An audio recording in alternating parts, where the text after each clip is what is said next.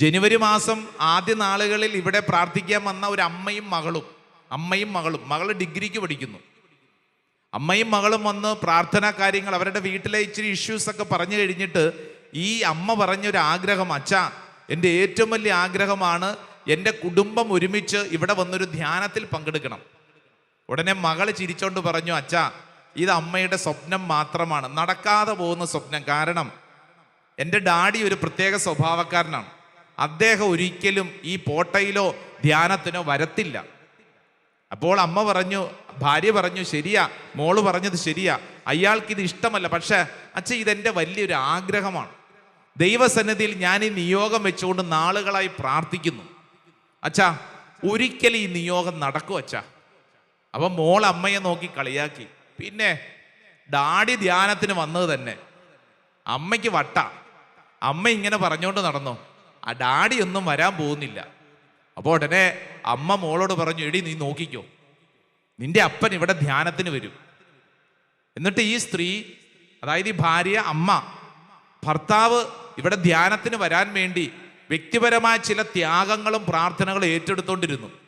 ഞാനിത് പറയുമ്പോൾ ജനുവരി മാസത്തെ നമ്മുടെ അവസാനത്തെ താമസിച്ചുള്ള ധ്യാനത്തിന് ഒരു കുടുംബം ധ്യാനത്തിന് വന്ന് അവസാനം ഈ കുടുംബത്തെ കണ്ട് സംസാരിച്ച് കഴിഞ്ഞ് പോകാൻ നേരത്ത് കുടുംബനാഥ എൻ്റെ മുമ്പിൽ വന്നൊരു കാര്യം പറഞ്ഞു, അച്ഛാ വർഷങ്ങളായുള്ള എൻ്റെ പ്രാർത്ഥനയുടെ ഉത്തരമാണ് ഈ ധ്യാനം.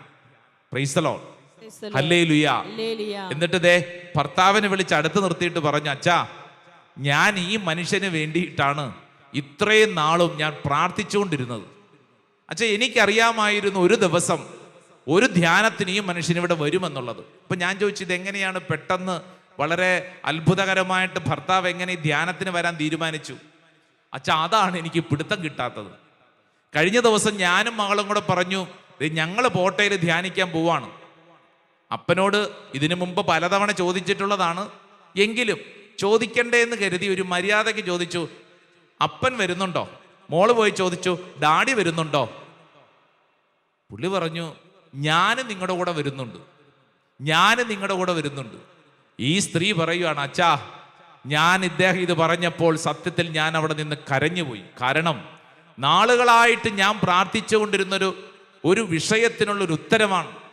ഇനി ഒന്നും വേണ്ട അച്ഛാ, എൻ്റെ ഒരു നിയോഗം അതായിരുന്നു. അച്ഛാ ധ്യാനം ഞങ്ങൾ ഇവിടെ ഒരാഴ്ച കൂടി ഇന്ന് തിരിച്ചു പോകുമ്പോൾ ഈ ദിവസങ്ങളിൽ ദൈവം ചൊരിഞ്ഞ അത്ഭുതങ്ങൾക്ക് കയ്യും കണക്കുമില്ല അച്ഛാ. ആന്തരിക സൗഖ്യം ഞങ്ങൾക്ക് ലഭിച്ചപ്പോൾ ഞങ്ങളുടെ കുടുംബ ബന്ധത്തിൽ വർഷങ്ങളായിട്ടുള്ള നീറ്റലും പുകച്ചിലും പലതരത്തിലുള്ള മനസ്സിന്റെ പിണക്കങ്ങൾ പരസ്പരം മനസ്സിലാക്കാനുള്ള കൃപ കർത്താവ് ഞങ്ങൾക്ക് തന്നു. Hallelujah, hallelujah. ഒന്ന് കൈയടിച്ച് ഈശോയ്ക്ക് നന്ദി പറഞ്ഞേ. ഇതെന്തിനാ കൈയടിച്ചെന്നറിയോ? എൻ്റെ പ്രിയപ്പെട്ടവരെ, നമ്മൾ കൃത്യമായിട്ടൊരു കാര്യം മനസ്സിലാക്കണം.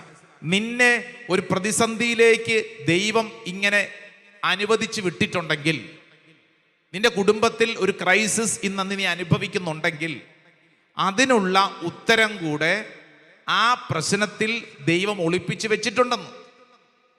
5 അപ്പം 10,000 എങ്ങനെ വീതിച്ചു കൊടുക്കുമെന്ന് ശിഷ്യന്മാർ തല പുകഞ്ഞ് ആലോചിച്ചുകൊണ്ടിരിക്കുമ്പോൾ ബൈബിൾ വചനം പറയുന്നു, ഈശോ ഇതിനുള്ള ഉത്തരം നേരത്തെ മനസ്സിൽ കരുതിയിരുന്നു. ഇത് നമ്മുടെ വ്യക്തിപരമായ ജീവിതത്തിൽ ഒന്ന് സ്വീകരിച്ചേ.